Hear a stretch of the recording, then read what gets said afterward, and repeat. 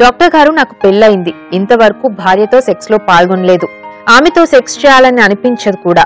నా భార్య ఒట్టి అమాయకురాలు. ఇంతవరకు నన్ను సెక్స్ కావాలని అడగలేదు. నా భార్య అందంగానే ఉంటుంది. అయినా ఎందువల్ల నాకు ఆమెతో సెక్స్ లో పాల్గొనాలని అనిపించడం లేదు? అసలు నేను మగవాడినా కాదా అన్న సమస్య నన్ను చాలా తీవ్రంగా కలవరపరుస్తుంది. నేను ఇంతవరకు ఏ స్త్రీతోనూ సెక్స్ లో పాల్గొనలేదు.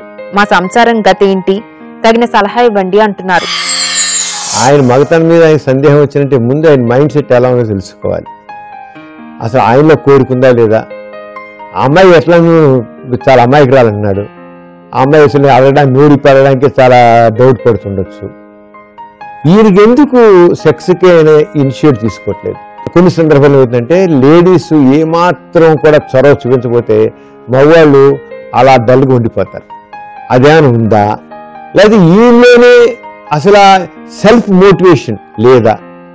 ఇలాంటి సంచేత ఇద్దరు కలిసి డాక్టర్కి వెళ్ళి ఏమిటి దిస్ ఈజ్ ప్రాబ్లం, ఏదో ఫాల్టా లేకపోతే మా సైకలాజికల్ ప్రాబ్లమా?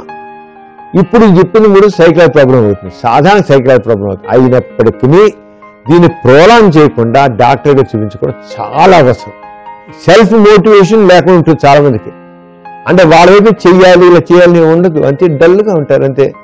ఆ రంగంలో డల్నెస్ అని ఉందా? ఆవిడలో కూడా డల్నెస్ ఉండొచ్చు.